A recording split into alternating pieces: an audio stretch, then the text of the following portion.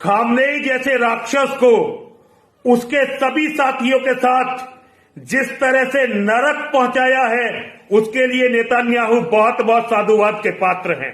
Iran के supreme leader Ayatollah Ali Khamenei की मौत के बाद भारत में विवादित बयान सामने आया है। यति नरसिंहानंद गिरी ने इजराइल के प्रधानमंत्री बेंजामिन नेतन्याहू की तारीफ की है। यति नरसिंहानंद गिरी ने एक वीडियो संदेश में कहा कि खामेनेई जैसे राक्षस को जिस तरह नरक में पहुंचाया गया है, उसके लिए नेतन्याहू साधुवाद के पात्र है।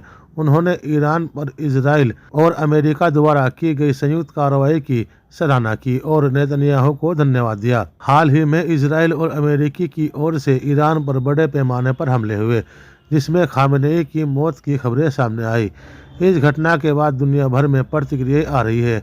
भारत में कुछ लोगों ने खामेनेई को श्रद्धांजलि दी, जबकि यति नरसिंहानंद जैसे हिंदू संत ने इसे सकारात्मक रूप में देखा। दैनिक भास्कर जैसी रिपोर्ट्स के अनुसार यति नरसिंहानंद ने वीडियो जारी कर नेतन्याहू और ट्रंप को भी बधाई दी। नेतन्याहू को बहुत बहुत बधाई देना चाहता हूं।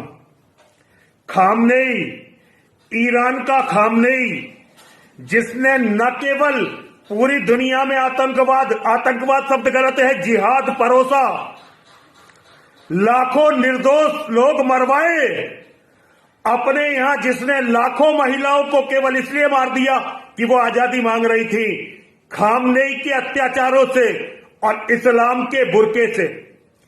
खामनेई जैसे राक्षस को उसके सभी साथियों के साथ जिस तरह से नरक पहुंचाया है, उसके लिए नेतन्याहू बहुत बहुत साधुवाद के पात्र हैं।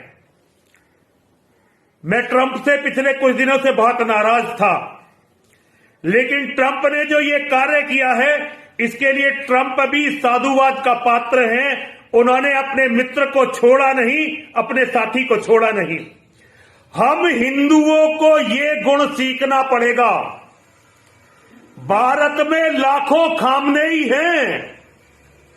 भारत की हर मस्जिद में खामनेई बैठा हुआ है, लेकिन भारत के नेताओं को आज तक आतंकवाद का धर्म तक पता नहीं चला है। इसीलिए हिंदुओं की जान की कीमत 2 कौड़ी की भी नहीं है। मैं भारत के नेताओं से कहता हूं, थोड़े दिनों के लिए ट्रेनिंग के लिए जाओ इजराइल, और इजराइल के लोगों से कम बोलना, बल्कि कुत्ते की तरह कम भौंकना, क्योंकि अब भारत के नेता बोलते नहीं हैं।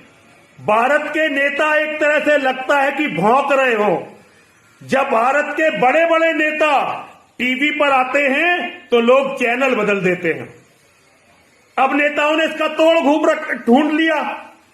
अपनी बात सुनाने के लिए पूरे पार्टी को लगा देते हैं, जबरदस्ती सुनाते हैं। खैर, ये तो अलग बात है, लेकिन ऐसे नेताओं को इजराइल जाना चाहिए, और डांस करने के लिए नहीं, ड्रम बजाने के लिए नहीं, भाषण देने के लिए नहीं, बल्कि वहां ट्रेनिंग लेने के लिए जाना चाहिए, और इजराइल में ट्रेनिंग लेकर आना चाहिए कि अपने लोगों के लिए कैसे लड़ा जाता है। 7 अक्टूबर 2023 के सारे अपराधी नेतन्याहू ने और उसकी सेना ने मिटा दिए। पता नहीं वो कब दिन होगा, कौन सा दिन होगा, जब हमारे नेता अपने लोगों का प्रतिशोध लेना सीखेंगे। पता नहीं ये सीखेंगे भी या नहीं सीखेंगे। इन नेताओं की बड़वागिरी के लिए हम सारे 100 करोड़ हिंदू कहीं आपस में लड़के इस्लामिक जिहादियों के हाथों मारे न जाए, इसका बहुत बड़ा खतरा है। अपनी पीड़ा को अपने दिल में रखते हुए उन्हें नेतन्याहू को और उसकी सारी सेना को, उसके देशवासियों को बहुत बहुत साधुवाद देता हूं। वो केवल अपनी लड़ाई, अपने देश की लड़ाई, अपनी कौम की लड़ाई नहीं लड़ रहे, वो संपूर्ण मानवता की लड़ाई लड़ रहे हैं और आशा की एकमात्र किरण है। पुनः पुनः मैं ट्रंप को भी बधाई देता हूं, साधुवाद देता हूं। ट्रंप अपने मित्रों के साथ खड़ा रहा। भारत के नेताओं पर फिर एक बार लानत भेजता हूं।